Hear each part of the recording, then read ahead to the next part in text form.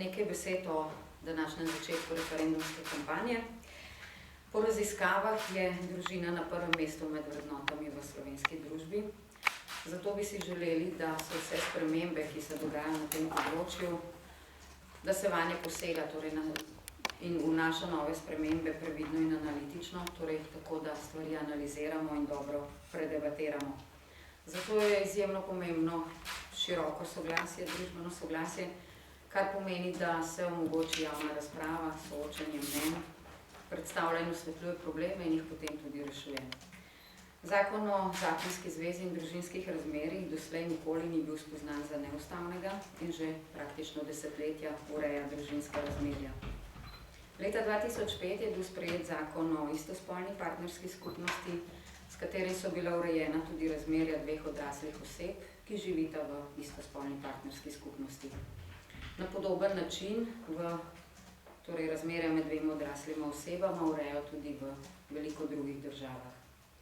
Pred leti smo že videli poskus, da v družinskem zakoniku ti dve skupnosti, torej med moškim in žensko, izenačimo z istospolno partnersko zvezo, in to so državljanke in državljani na referendumu zavrnili.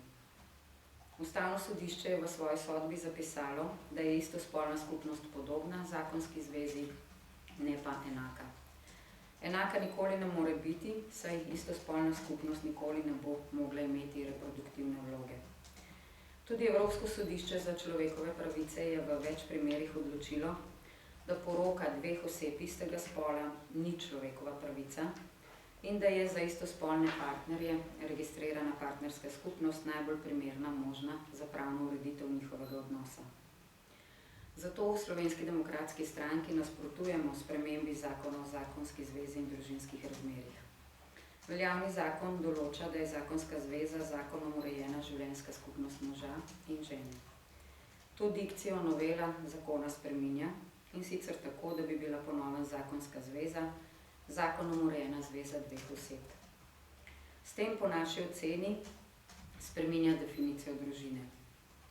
Omenjena novela predlaga razvrednotenje zakonske zveze in analogno zunaj zakonske skupnosti kot posebne skupnosti moža in žene, kot temeljno razvojno in civilizacijsko celico družbe in kot edino skupnost, ki slovenska zakonodaja priznava pomen zasnovanja družine.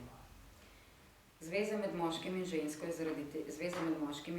je zaradi tega, ker je ena od njenih značilnosti usmerjenost v rojstvo, v novo življenje, deležna posebnega varovanja in skrbi države, kar izhaja iz več členov Ustave, še posebej pa iz 53. člena Ustave Republike Slovenije, ki pravi: država varuje družino, materinstvo, očetovstvo, otroke in mladino ter ustvarja za to varstvo potrebne razmere. Če nadomestimo besedilo moža in žene z dvema osebama, potem vse, kar je v nadaljevanju zakona o zakonski zvezi in družinskih razmerjih, velja tudi za istospolne skupnosti, kar vključuje tudi posvojitve otrok, čemur v SDS-u prav tako odločno nasprotujemo. Posvojitev otroka namreč ni človekova pravica, je pa pravica otroka, da ima očeta in mater. Za razvoj otroka sta pomembna oba, oče in mati. S pravico do posvojitve otrok v istospolno skupnost otrokom to pravico odrekamo. Ne trdimo, da dva moška ne moreta biti dobra očeta, ne moreta pa biti dobra mama.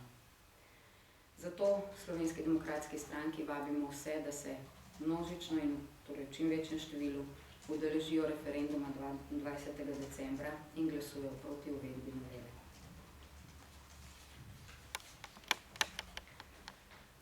Najprej bi rada poudarila, da je vsakem človeku potrebno najprej videti človeka.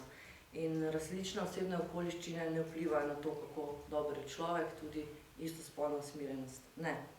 Se pa pojavlja v tem spremembi zakona eno vprašanje, oziroma mogoče več. Ali je istospolno usmerjeni oče dober oče? Je. Mislim, da je odgovor pritrdilen. Ali je istospolno usmerjena mati dobra mati? Je. Ključno pa je eno drugo vprašanje. Ali je istospolno usmerjena mati dober oče? Ni, ker ni oče. In enako velja za očeta. Otrok torej za zdrav razvoj potrebuje očeta in mater. Govorijo nekateri, da je danes družina v krizi in zato se naj definicija družine posodobi z razširitvami na nove oblike, da bi zaščitili, predvsem s tem namenom, da bi zaščitili otrokove pravice.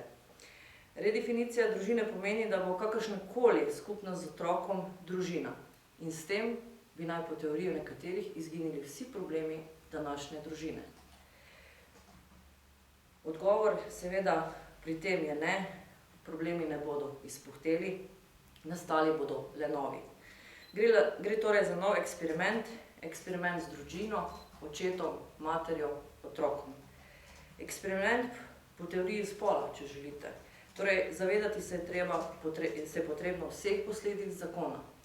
Ne, da le govorimo o tem, da dovoljujemo z novim zakonom poroko istospolnih oseb. Govorimo o marsičem širšem, torej o posvojitvi otrok, o eksperimentih po teoriji spola in še čem drugem. Danes govorimo tudi o socialnih stiskah, socialnih in osebnih stiskah enostarševskih družin. In z novim zakonom, torej omogočanju posvojitev otrok v istospolne skupnosti, bomo omogočali nove osebne in socialne stiske. Govorimo tudi o spremembah učnih načrtov v osnovni šoli, ker bo po novem torej obveljalo tudi to, da je istospolna skupnost z otrokom družina. Govorimo tudi, torej sem že omenila teorijo spola, možnosti odločitve o spolu. Torej otrok se bo lahko sam odločal o tem, ali je moški ali ženska. Torej sam odločal o spolu. In v času adolescence bo možnost tudi eksperimentiranja z spolno usmerjenostjo. Torej v Slovenski demokratski stranki ne pristajamo na še en eksperiment vladajoče garniture in pri tem pozivamo vse državljane, da se seveda udeležijo referenduma in glasujejo proti temu, da se redefinira družina in proti noveli zakona, ki je predlagana. Hvala, če so kakšno vprašanje.